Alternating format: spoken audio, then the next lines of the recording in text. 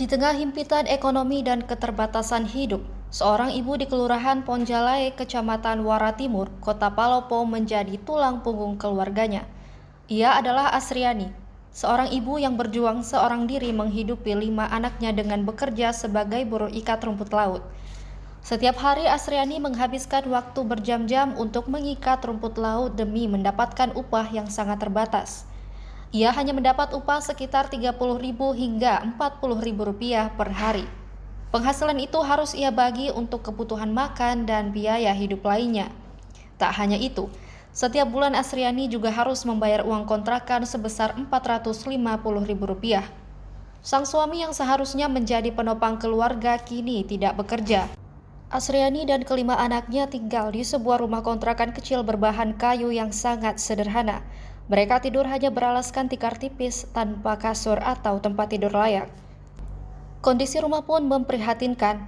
Pintu kamar mandi terlihat rusak dan sudah lama tak diperbaiki. Lebih memilukan, tak satu pun dari kelima anak Asriani yang saat ini mengenyam pendidikan.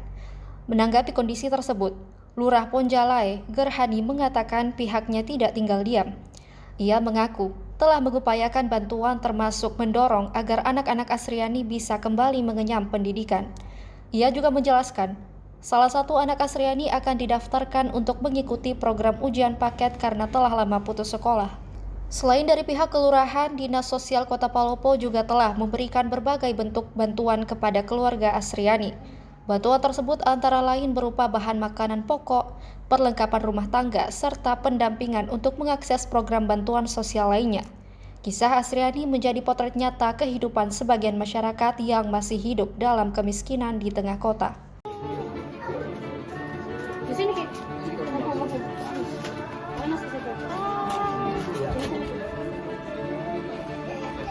Apa itu? Biskuit? Iya, kita suka itu.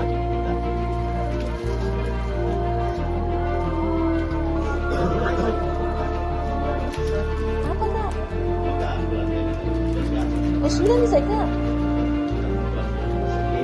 Oh, Kak.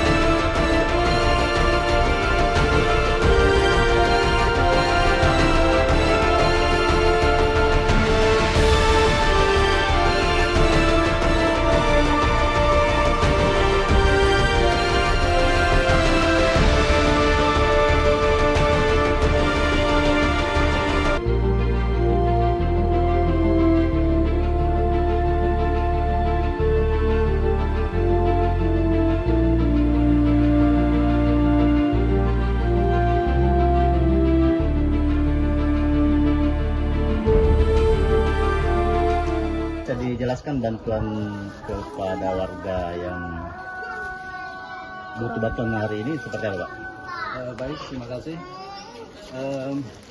Saya terima kasih sama Ibu Lurah yang sudah menginformasikan ke kami dari pihak Dinas Sosial bahwasanya untuk hari ini alhamdulillah kami bisa dapat bawa bantuan, ada beberapa yang sudah bisa langsung dipakai berbentuk, ada kasur, kemudian ada kidswear, peralatan bayi, bedak sama tempat susunya. Yang kemudian juga kami bawakan beras, kemudian kami juga bawakan selimut untuk anak-anak yang masih kecil. Jadi kami dari Dinas Sosial, begitu kami mendengar informasi yang masyarakat butuhkan, kami langsung tindak lanjuti untuk terjun ke lokasi dan segera membantu yang bersangkutan. Untuk pendataan PKH Pak, apakah sudah ada pengajuannya? Baik, jadi terkait dengan PKH-nya ibu ini, nanti kami berkoordinasi terkait kependudukannya dulu. Dan kami setelah kependudukannya bagus, nanti kami usulkan untuk masuk di penerima bantuan terkait PKH dan BPMT itu. Jadi memang sebelumnya tahun kemarin ya, dia dari Pontap, jadi kemudian pindah di Ponjalae. Terus beberapa bulan di sini saya dapat informasi bahwa ada warga Ponjalae, ada masyarakat yang tinggal di Kelurahan Ponjalae tapi belum memiliki administrasi kependudukan sebagai warga Ponjalae. Kita memberikan bantuan, kita punya keterbatasan karena bukan warga Ponjalae, makanya kami bantu untuk mengurus administrasi kependudukannya dulu sebagai warga Ponjalae. Alhamdulillah itu selesai, makanya kami sedikit mencarikan bantuan itu bisa membantu kehidupannya. Jadi bantuan ini tidak menerima, dia tidak dapat PKH Bu ya? Tidak, dia belum masuk ke dalam kalau didaftarkan sudah, cuman memang belum ada rezekinya untuk masuk dapatkan PKH. Apakah ada solusi dari pemerintah setempat Bu untuk anak-anaknya yang belum sekolah hingga saat ini? Yang kemarin ini yang belum sekolah, karena saya dapat informasi dia sudah usia 7 tahun tapi belum sekolah, makanya saya panggil ibunya, saya langsung daftarkan dia ke SD yang ada di dekat sini karena minimal juga mengurangi biaya untuk sekolah. Nah, alhamdulillah sudah diterima sekolah. Makanya kemarin kendalanya lagi ternyata tidak ada biaya untuk pengadaan seragam sekolah. Nah, kami beberapa waktu lalu sudah berkoordinasi dengan kami 3 pilar, ya, koordinasi bersama Pak RT, kita mengadakan penggalangan dana untuk seragam sekolahnya. Dan alhamdulillah sampai saat ini sudah ada beberapa pihak yang bersedia membantu untuk pengadaan seragam sekolah seperti itu. Untuk yang bersiap sekolah baru 1 orang ya Bu? Baru 1 orang yang memang usia sekolah. Yang kakaknya ini sementara kita daftarkan untuk paket. Iya, paket karena memang dia masih usia sekolah, cuman putus sekolah kemarin. Ya, kalau untuk yang masuk di sekolah itu yang umur 7 tahun, Muhammad Ardani. Anaknya berapa orang Kak? 5. Terus ada cucunya Kak? Iya, ada 2. Jadi tinggal di sini 7 orang. Mau izin Kak tadi masih ada suami tak? Iya, masih ada tapi enggak di sini. Kerja di luar atau bagaimana Kak? Enggak kerja, keluar 4 bulan. Ibadah. Tablik.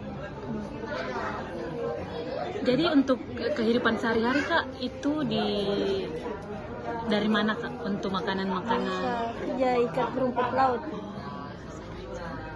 Kita yang kerja.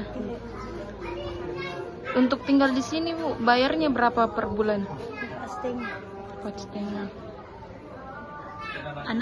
Anak yang paling besar umur berapa Bu?